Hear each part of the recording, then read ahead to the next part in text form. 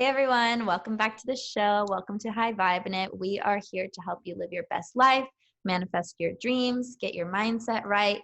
And today we have a very special guest named Kate Crocco. Did I say your last name right? You did. Yes, Kate Crocco, and she is an amazing businesswoman who I can already tell intuitively has a lot of passion around the topic of success and abundance and balance, creating balance in your life. Because I know she's also a mom and a business owner, and she has a really cool book that we're going to share with you guys. And yeah, I'm also here with Lindsay, my hypnotherapist friend, who is amazing, slash my podcast partner, slash business partner, and we're just really passionate about helping you guys. She's a hypnotherapist. I am a lot of people call me like a manifestation coach, but I call myself an inspirational blogger and author. So we're here to help you guys. We're going to have a great conversation today. Lindsay, take it away. Yeah, guys. Hi. Happy Monday. I feel like it's been forever since we've been in front of the mics, but yeah, I'm really excited to talk to you, Kate, today. So I guess we'll just roll right into the introductions and then you can kind of talk about how you got into the work and really what drives you. So Kate is a psychotherapist, confidence and mindset coach, and writer who mentors female leaders around the globe. She's coached thousands of women through one-on-one group and mastermind programs, as well as through her Confident Ladies Club community, which I believe is a Facebook group. Is that right? Yeah. Yeah, I think I'm in it. Kate's mission is to empower women to go after their dreams by helping them break down the walls and fears that have been holding them back from greatness through lovingly challenging them to step into the best version of themselves. I love this introduction. So tell me about really your whole life, starting from birth. Wow. Wow. How about we'll fast forward really until how you got into this work and what you love. Let's talk. Yeah. So I guess sort of starting from birth or starting from childhood, I pretty much struggled my entire life with an eating disorder and didn't really figure it out until I went to graduate school to become a therapist, which is so ironic. I was sitting in a classroom and we were learning about the DSM and diagnosing, and I'm listening to the criteria and I'm like, I think I have an eating disorder.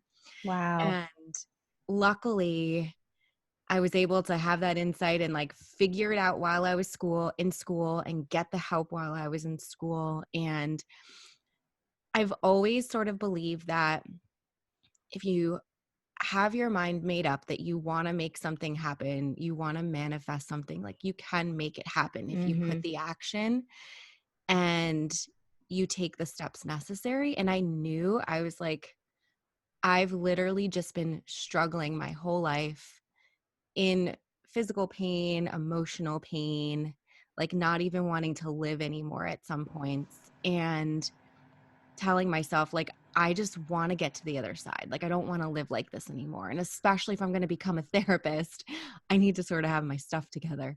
So I would say within probably about 6 weeks, I was after going to therapy, I was already feeling better. I wasn't completely healed yet, but probably about a year into learning self-development, going to therapy every single week, seeing nutritionists, seeing a psychiatrist, and just really also deepening my faith, I felt like a completely different person. And I finally felt like I'm me. This is who I've always wanted to be. And this is how I'm supposed to feel and how I was feeling before. There was definitely a chemical imbalance.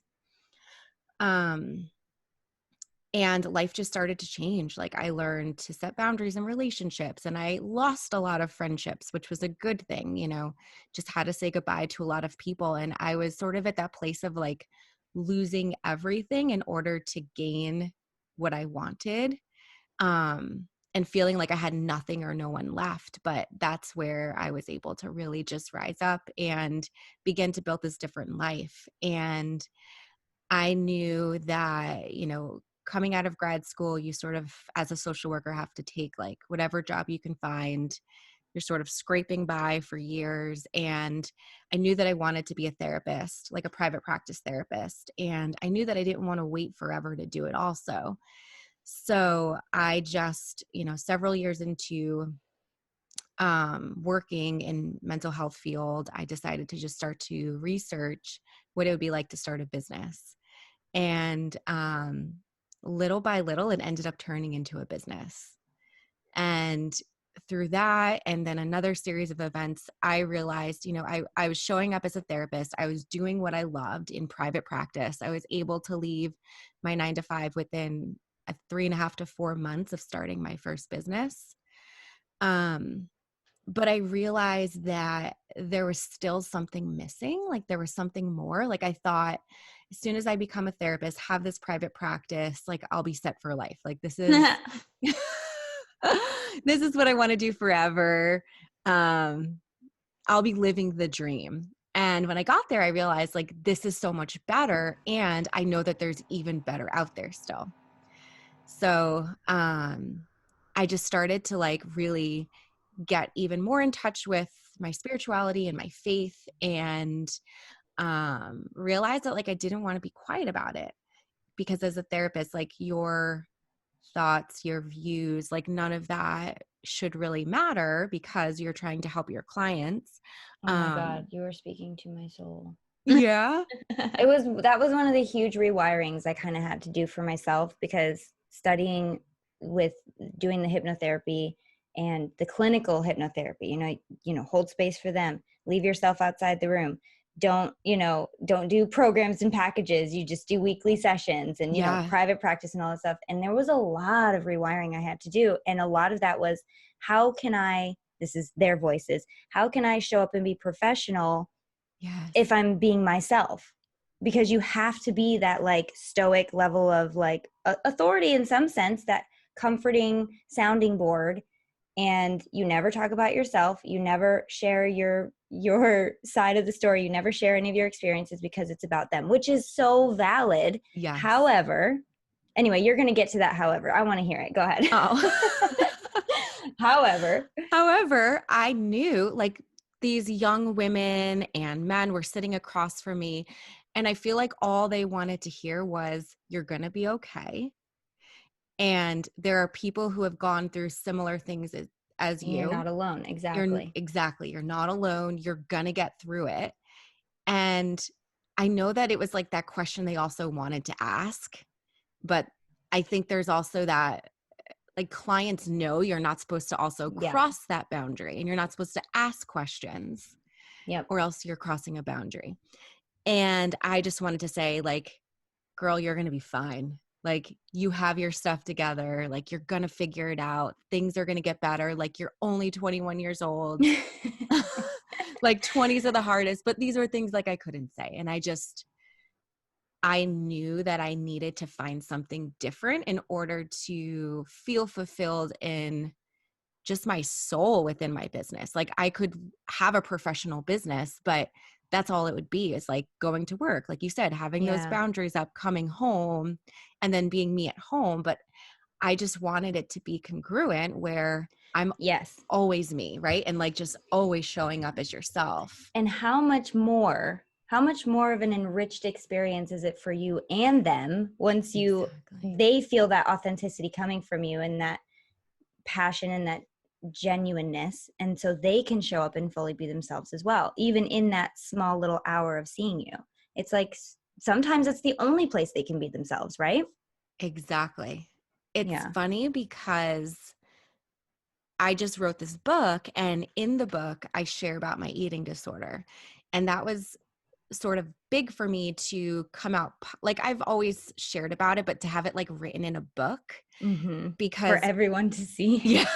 Old clients might possibly see it, old professors. And there's this one professor that was really instrumental when I was healing in my eating disorder journey back in the day in college. And I so badly wanted to tell her like, hey, I shared, like I've gotten through this and like I wrote this book, but I was afraid she was going to say it's not professional. Yeah. And just over the last week, I sent her an email and I shared the book, and her response was exact opposite of what I thought. She was like, I am so glad you shared this. Like people need to hear this. People need to know that others in the field don't always have it together. Yeah. First of That's all, I amazing. feel like people in the field are the ones who don't have it together and want to get it together the most, and that's why they go into the field. Like from personal Exactly. experience, from personal trials and tribulations and struggles. And then when you start to figure out things that work for you, you're like, oh my gosh, I want to serve other people and share what I've learned. Like I know that's how Yeah. I got into this field of inspiring and helping give clarity and encouragement to people, is because like I've been exactly like where you were when you were having suicidal thoughts and you were feeling unfulfilled and all these things. Like that happens to a lot of people, especially people who are really passionate about life. Yeah. So it's only normal for us to like become these therapists Mm-hmm. and healers and mentors and teachers because we've been through it. And I think that's Yeah. also like the best kind of teacher is someone who really like practices what they preach, and they're also in it with the students, maybe two Exactly. steps ahead, so you can like guide a little bit, but you're not like just studying from a book and then saying what you read. Absolutely. Totally. Well, that's amazing. And so how long have you been in the little sect that you are now? Because you're doing like you're coaching coaches, or describe Coaching. your business. Yeah. So now I work with any type of female entrepreneur. So Okay. whether you're a photographer, a coach, a lawyer, um, a salon owner, restaurant Okay. owner, I work pretty much with any type of entrepreneur and just help them with the mindsets that really hold them back Love and the confidence issues that hold them back. Because no matter where you get to, like you're always going to be challenged. And I think that we Mm-hmm. forget that. And we think once I get through these things, like life Dude, and business will be easy, but it's one of the not. best things I've ever seen. I think it was a quote. I don't know if you want to call it advice quote, but it never gets easier. You just get better. So Yes. the glass ceiling, or the ceiling you think is your ceiling, is just going to get higher and higher, but it's always going to be there. You just get better recognizing what's happening, seeing the patterns, and deciding differently. And that's where you get to crush these goals, is because you don't make the same choices that you made before. You don't stop yourself in the same places that you used to stop yourself. That's what mindset's about, man. It's great. I love that quote. I think of Yeah, it as like a muscle, right? Like we're always exactly. like we can lift 5 pounds, which I'm not there yet with the arms. You Not lift there yet. babies. You can lift 5 pounds. You lift kids all day. It's still hard, but you Yeah. know, you grow and then you can lift 10 pounds and Yep. 15 pounds. And it's still hard, but it's a different level that you're lifting. Yeah. And you wouldn't expect to try one time, lift 5 pounds. Oh, I can't do it, so I'm never going to be able to do it, so I'm just going to stop. Like, no, you have to do it tomorrow, do it the next day, do it every day until it's easy and boring. And then you get to do the next one. Yeah, that's really awesome. So I want to get to some like really, really thought-provoking questions, I guess. And I guess your assistant, or maybe you submitted some questions beforehand some of these are just amazing. So I have to start with one of these. What does it mean to fake it till you become it? I love this question, and I can't wait to hear what you have to say. Yeah. So I think that so often we have this idea of where we want to be in the future. And we see ourselves there and we think that maybe it's not attainable for me because I don't have the resources or I don't have the confidence or X, Y, and Z to get there. And we make decisions based off of where we are today. And where we are today is actually like what we were believing for in the past. So our decisions Mm-hmm. today are really based off of our former selves Exactly. and not even where we're at today. So it's so important that we realize like where we want to be in the future, like we're already that person. Like Mm-hmm. we are that person underneath all of these layers of insecurities and lies that we tell ourselves. And we have to start stepping up and acting as if we're that person today in order to actually step into that place. So, for example, speaking to very large groups of people just freaks me out. And it's something that I want to do, something I want to be very comfortable doing. But standing up on a stage in front of 100 people or a couple hundred people with the microphone just scares the crap out of me. Yeah. And I know that how I envision myself of where I want to be, like that's what I actually am if I could just work through this fear. And in order to work through the fear, the only way to get there is to just do it. Exposure therapy, right? Yes. That's what therapists call it. Yes. Exposure therapy or systematic desensitization. Like, exactly. That's what I'm thinking. But in hypnosis, we could do that. Just go through it, because the point is to make it boring. The only reason you're afraid of it is because it's new, and the subconscious is like, hold on, what if you do this? What if you fall? What if people laugh at you? What, all of these what ifs, when in reality you are not in danger. It's just one of those things that if you go into hypnosis, you feel the anxiety, you do it again, you lower the anxiety, you do it again, you bring up the anxiety, you lower it, you go through it again until the anxiety is like, this is boring. Can we move on, please? And then you'll have no problem. But yes, I love that. It's kind of like that sink or swim, I know that's harsh. Like, I actually know parents who have thrown their kids in the pool just to see if they would swim. Like, back in the day. Terrible. But the metaphor stands. I mean, it's true. You have to be able to, like, try it and do it. And, it's the same way. I was terrified of driving a car until I was like 24. I've had a lot of traumatic experiences with cars, like in my younger years. So it makes sense. But yeah, man, just do it. Do it, and then do it again, and then do it again. So have you been practicing it? Or is that just it's a goal that you're like going for? No, I've been practicing. Yeah. I had my big book launch party, and there were 100 people in the room, and I got up and I spoke, and and you have to want to do it, and that's the thing too, is I was like, one of my goals was to teach a class at the school that I studied. Is like, I'm going to teach a hypnotherapy class. And I was like, I'm just going to do it. I'm going to do it. And then I won't be afraid of it.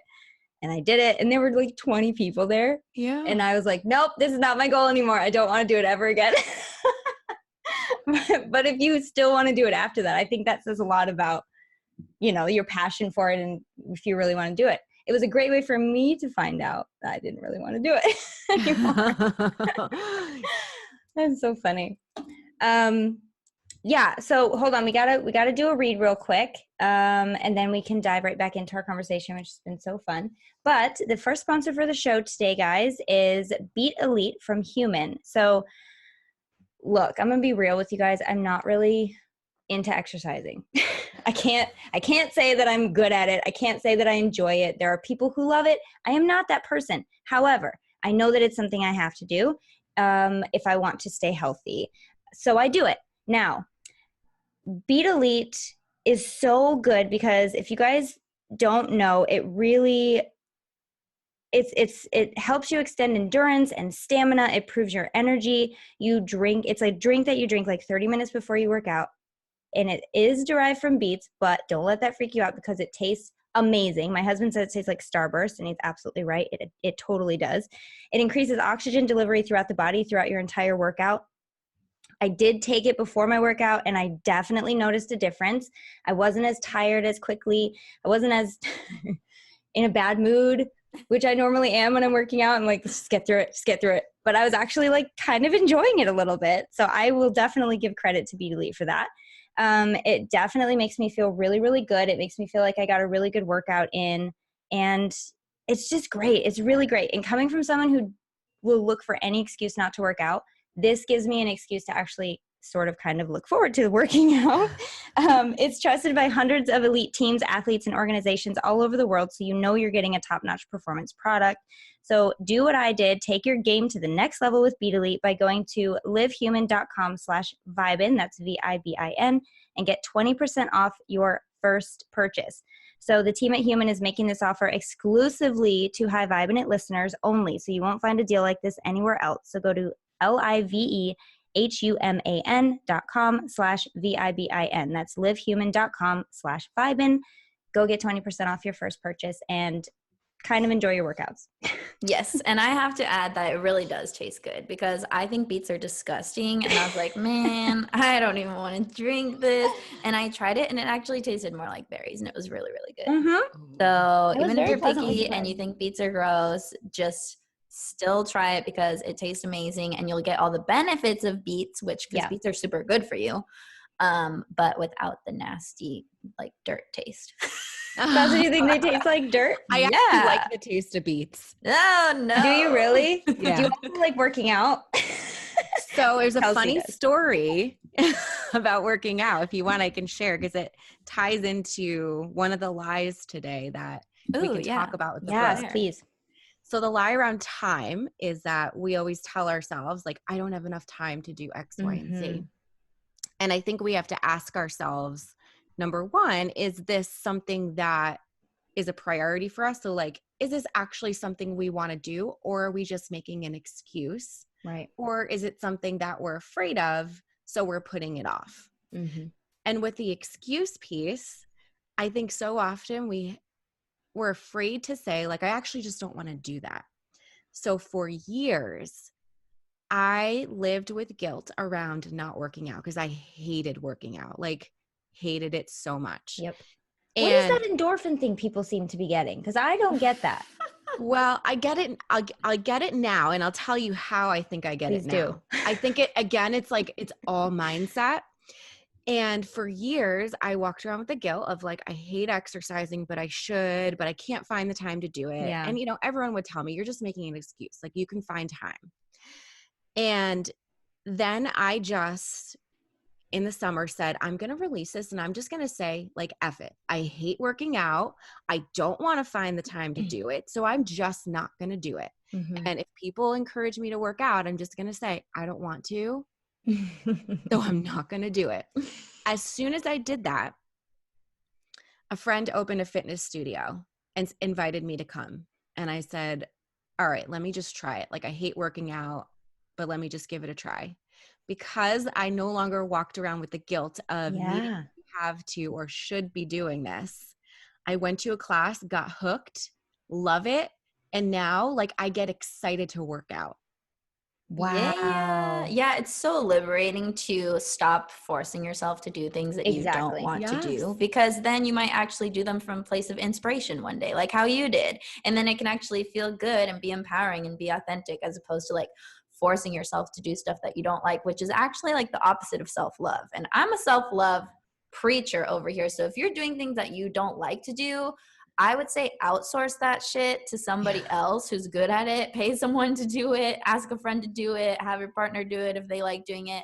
Like, get support. Don't make yourself do things that you don't like to do. That's like torturing yourself. That's the least self-loving thing you could do. True. I will just say this from a mom point of view. There are not enough people in the world to outsource to take care of them babies at 4 a.m. Okay. It's just... That's a different scenario. Exactly. So yes, from Kelsey's point of view, take a look at where in your life you might be overexerting yourself into activities and things that don't deserve you or your time or your energy. Figure that out. And also hold space for yourself when it comes to things that you are responsible for, like human beings. Yeah, obviously there's some jobs, things you're going to careers. have to do that you don't like to do. If you're participating in the system, you're going to have to pay taxes even if you don't like to do it. Like, I'm not saying just don't do things that you don't like to do, but when there's freedom in the choice, then definitely don't. Which is probably, it's interesting. It's probably why I don't like working out, because I feel like my 80% of my life, 75, is doing things that I have to do. And so when I get that free time and the time for myself, oh my gosh, it's like seeing a unicorn when I get 5 minutes alone with myself. Even now I'm having fun, but I'm not alone, right? So it's like being alone is amazing. It's like so fun. And when I get to do that, I don't want to fill it up with more stuff that I don't want to do. So that is a really good piece of advice. Thank you, Kate. I'm going to just F it. I'm not doing it. And then we'll see how I feel about it tomorrow. How old is your little one now? Oh, I have an 8-year-old, a 4-year-old, almost 4-year-old, and a 16-month-old. Oh my goodness. Boys, all of them. Oh my goodness. All of them. So you know what? You're already getting your exercise because you are chasing boys around all the time. True. So really just release that. Oh, yeah. Yeah. I told myself when I turned 35, I really have to get like a physical regimen going. And I have a little over a month left of being 34. Oh God. But you're right. I think I'm just I'm not going to do that to myself, because I'm 98 pounds. Like, what am I talking about? What am I doing? Oh And my that is not on goodness. purpose. Trust me. I wish I could gain weight. It's one of those things, man. Well, also you're super tiny. The listeners don't know how I'm not short you even are 5 feet. too. Let How me just tall? clarify. I'm 4'11". I'm like a miniature pocket person, 98 pounds. And I'm one of those people. Luckily my metabolism is still pretty fast where I'm not like holding on to stuff. I'm not a person that enjoys working out. And I think maybe I came to this earth like being like, you're just going to be small so you don't have to work out. Like when I'm picking my body or whatever, I'm just like, yep, give me the smallest one you got. I I mean, don't want to work out. it makes sense to me. Makes sense to me. Anyway, so Kelsey, do you have a question? Yeah, I want to know about more like, can you dive into some of the lies maybe that you mentioned in your book? Because I know your book is called Thinking Like a Boss, and the subtitle is Lies That Are Holding You Back from Success. So I want to dive more into this. I know we just did that one, but what are some of the more really common ones that you find that are holding people back, like entrepreneur or not, just lies that are blocking you from your success? I think we should dive into do you want me just to give a bunch of them and then I'll dive into one? Sure, whichever one inspires you. So the lie of like, again, not having enough time or not feeling ready or not feeling qualified to do what you want to do or not having, I guess, the space or whatever to be a mom and have a business. That was one of my big ones. But one that I would like to sort of talk about, I think, is the lie of like fearing success. Like, Amen. What happens if I become successful? Because I think so many people hold themselves back, not only because they're afraid of failure, but I think because they're afraid of succeeding. Like, how will my life be different? Can I handle this success? And so many people just stay comfortable because they don't want to see what that would look like. Well, and I also think that everybody expects to be afraid of failure. I don't think people really expect to be afraid of doing very well. It's one of those things that if it creeps into their mind, like I've seen this a lot with my clients, they'll be like, I think I'm afraid of success, but that can't be right. Like, why would I be afraid of that? And it's such a good question because logically, it doesn't make sense. But we're not talking about logic. We're talking about the stuff that is running you, your old patterns, your beliefs, what you think of what success really is, and all of those fears surrounding. I know for me, it was like, people are going to expect things of me and I don't know if I'll be able to deliver. So I can't get too successful, or I'm not going to have enough time to spend with my family if I'm super successful. But the thing is, you get to make those rules. Like you get to decide all of that stuff, but we kind of, in the fear, it's hard to remember that. Oh yeah, it's so hard. I think a lot of people don't believe in it, like you said. Kelsey, I'm curious, do you believe in it? Yeah, I do. I do believe that people have that problem. I knew you were going to say this. I know it's a thing. I just don't have it. I ever have that problem personally. I'm just so curious because I have friends who are like, it's not a thing. I do see that as a problem. And I think one of the things that's really helpful to identify that, and I guess I have kind of dabbled with this in different aspects of my life, maybe not with money, but with other things. And it's like, is there any part of me that's not on board with me getting what I want? If I got what I wanted, is there some part of me that thinks it would be detrimental or hurtful to me or scary to me or uncertain to me? And those are all of the things that can cause you fear, is like assuming that something bad is going to happen because this good thing is happening. Does that make sense? Totally. So is that how you help people through it? Like when people have fear of success, do you identify like exactly what the fear is so you can like work on it? Yeah, because for most people, it's that like sort of what you were saying before, Lindsay, like I'm not going to have enough time. Like it goes back to all of those lies that are in the book. And this is why this is the last one of, I'm not going to have enough time because I can't keep up with my life as it is today.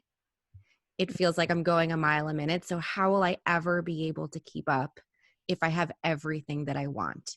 Yep. Or like, how will this impact my relationships? Yeah. And I think, sorry, I was going to give a few more examples. I was going to say like with money, like what if my family is going to want handouts when I have more money? Or I don't know how to deal with paying more taxes, or I'm scared that I'm just going to keep spending as much as I'm making and I'm just still going to be poor, even if I'm rich, you know, like there's so many things, especially around money, if that's what your idea of success is in this Yeah. example. Yeah, when you're talking about money, a whole bunch of abundance issues come up that you might not have even known before that they were there.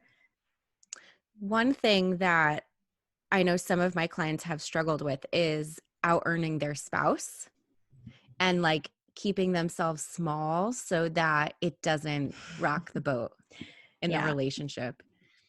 I wasn't born with that part.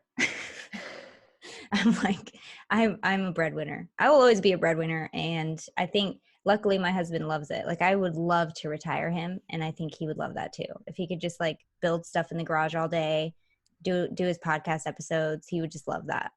I can't wait, but I do get it. Yeah. There's a lot of roles that we feel like we have to fill. And one of those roles might be playing small so that your husband is the provider, right?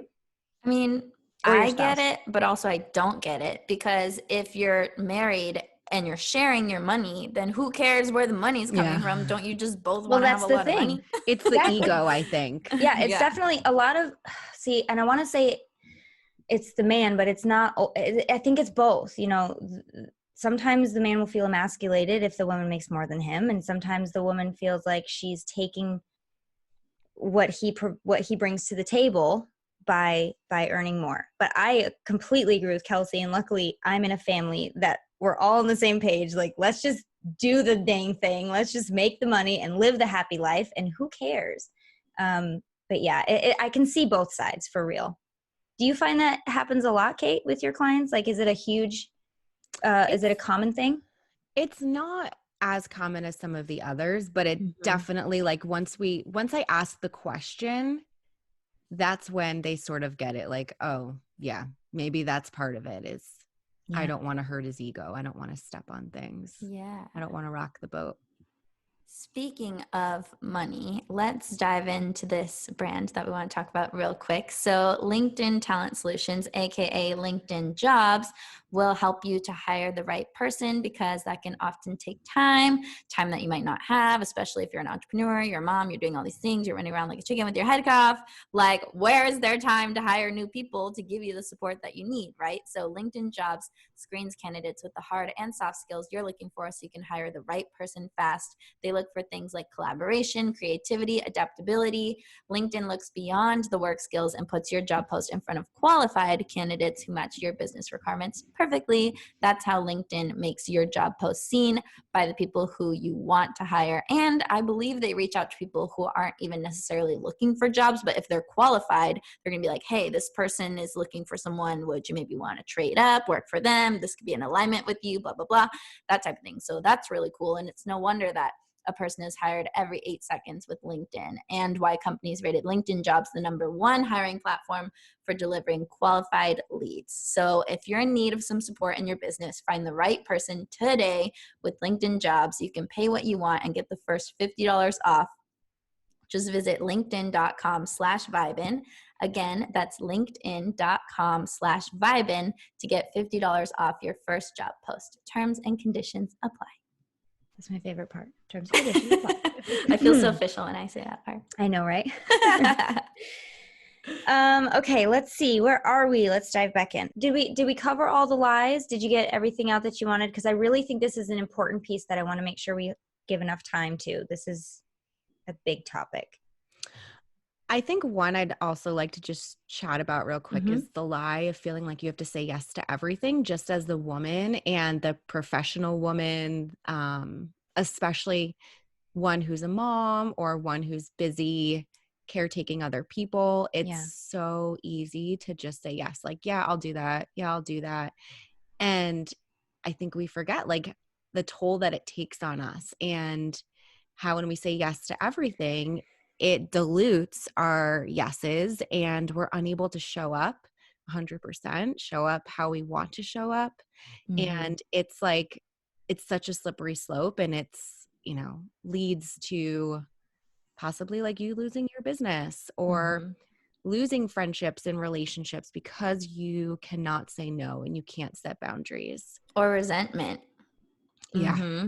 that's a great way to create a lot of resentment. If you're not being conscious of what you're saying yes and no to, you're going to overextend yourself and then hate everyone else for it, when really it was your problem for not having like boundaries, basically. For more on this, go back and watch our episode about boundaries and limitations, because we cover a lot of that stuff in there too, huh?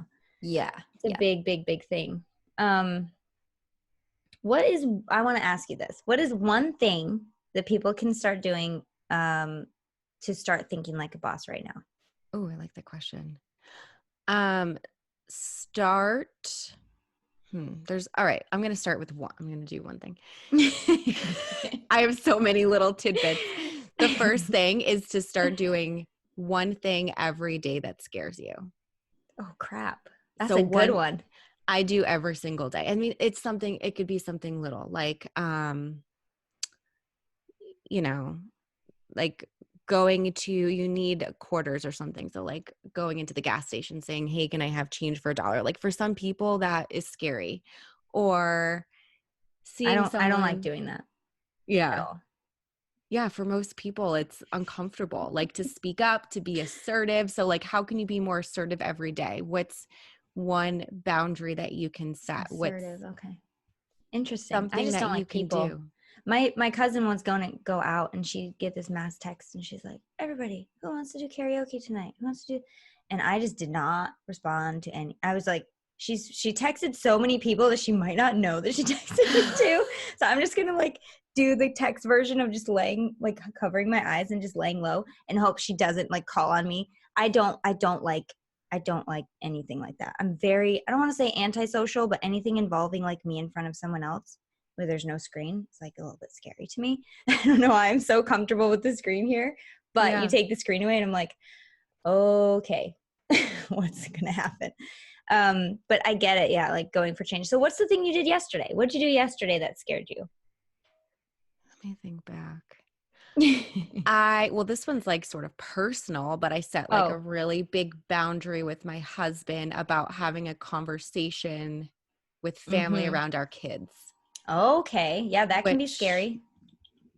It's a very uncomfortable conversation, but sometimes there are conversations, especially like if you're a parent, that you're going to have, but you have to think about like, if we don't have this conversation, what could happen? Mm-hmm. Yeah, exactly. It's again coming back to your priorities. Like you prioritize your family's well-being over your comfortability, like that's way more important than you being comfortable all the time. Hence, now you open up the freedom to have that type of conversation because you're like, I'm in this for this priority. Yeah. It does get a little dicey when it comes to family, your family and extended family. So kudos to you for even showing attention to that and being like, yeah, I'm going to be brave. I'm just going to do it. Because that is a hard thing to do, depending on the family, depending on the connections. But yeah, never easy. I like this game. When was the last time you did something scary, Lindsay? Oh, crap.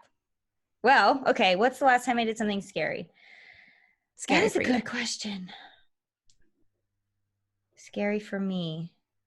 And it can be personal or business. It doesn't have to just be business. Because I think this is going to help give examples for people of you know what I think? I really do think and this says a lot about how comfortable I am. I think the last time I did something really scary was starting this podcast. I was so scared to do it. And if I didn't have Kelsey being like, let's do it. Lindsay, what are you doing? Let's do this. This is a great opportunity. I would never have done it. Nope. I would have been like, too hard, don't have time, too scary, don't know what I'm going to talk about. But that's why you have support. She pulled me through the fire. And now like, I'm so glad we're doing this podcast. But I can't offhand. I think that my mind's going back to that moment because I was like, oh, I really don't want to do this. Really don't want to do this. And if I would have went out this weekend, that would have been the last thing that scared me. I'm not going bowling with people. What are they thinking? I'll go bowling with my kids. I will do that. I don't want to go bowling with people I don't know. Not my thing. Anyway, what about you, Kels? Mine? Oh my gosh, mine was a big one. I told somebody that I was in love with them, like out loud. And this is after I've been through wait. some traumatic love situations. Kelsey, do we need to have a conversation? Yes, we do. So this is recent. Yeah, this is like super recent. And I had been like wanting to say it, but I was too scared and I didn't want to. Honestly, I just didn't want to say it out loud because I felt like then it would make it real to me that I was like in love, and I didn't want that to be the scenario because last time I was in love, I just became so traumatized and jaded. So I was holding back, but I felt like I was restricting my own love. I was like, this is retarded. Why am I holding myself back from like living my best life? So then I just said it and it was super scary, but it all went well and here we are. Wait. But did this person say it back? They said it first. Oh, so you said it back, and that was the scary thing. Yeah. Kelsey, I want to cry, I'm so excited. Don't cry. I won't. I mean, that's cry so if you want to. It's your show, but I'll cry at the wedding. How about that? But yeah, that was pretty scary. Oh, I'm so happy for you. Thanks. Wow. That's exciting. Share more on the Patreon if y'all want to hear. I would challenge everybody. Yeah, right? Exactly. I would challenge everybody to really look at something small they can do. And I know I'm going to be doing this after this because I'm really inspired to get out of my comfort zone a little more after the last thing was last June. That's a really long time.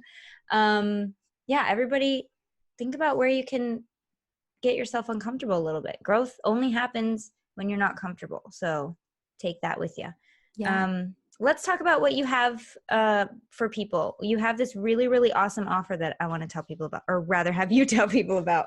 Thank you. Yeah. So I would love to give everyone the first 2 chapters of my book for free. Yay. And how you can do that is take my quiz. And the quiz helps you figure out where you might be holding yourself back. Like what's keeping you from getting to that next level of success. And it's a really simple quiz. It's a fun quiz. Yeah, we're going to link the quiz in the show description.